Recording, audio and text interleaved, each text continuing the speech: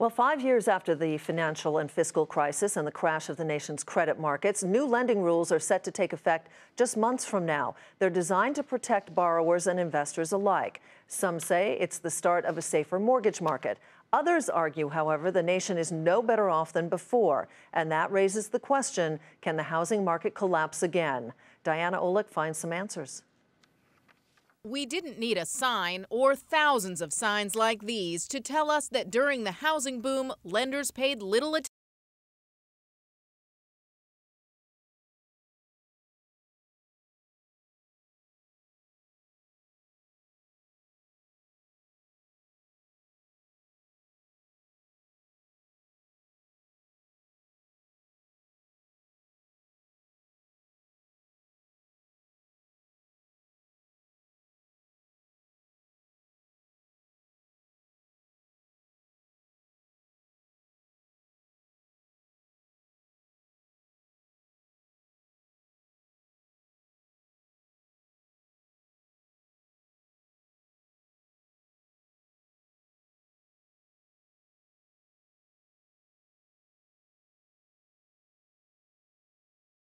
Specifically in reaction to what we learned from consumers about what they want to make good decisions. And there are also new rules to protect lenders. The Consumer Financial Protection Bureau, or CFPB, created the qualified mortgage. A QM mortgage must meet several standards, which include that a borrower can pay no more than 43% of income on debt.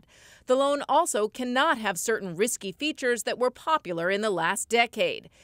A QM loan gives mortgage bankers protection from borrower lawsuits and can be sold to Fannie Mae and Freddie Mac. We've created more rules and regulations to protect the consumer than have been applied in this industry in the history of mortgage banking today. Are there still going to be unforeseen risks?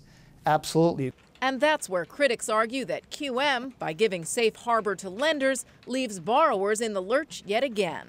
If you get a certain kind of loan that meets certain terms, you have no recourse against the bank. That should never be the case. Big lenders like Wells Fargo will do the bulk of their lending in the future under these strict new regulations, but they can also operate outside them. It's perfectly legal. They just have to hold on to more risk. These are important changes for consumers.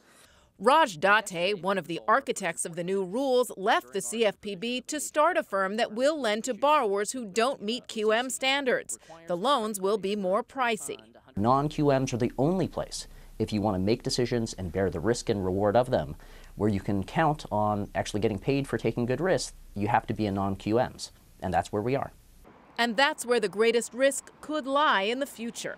Where I think we're going to see the worst behaviors in the marketplace are new breeds of companies coming into the non-qualified mortgage area where they can see much higher yields.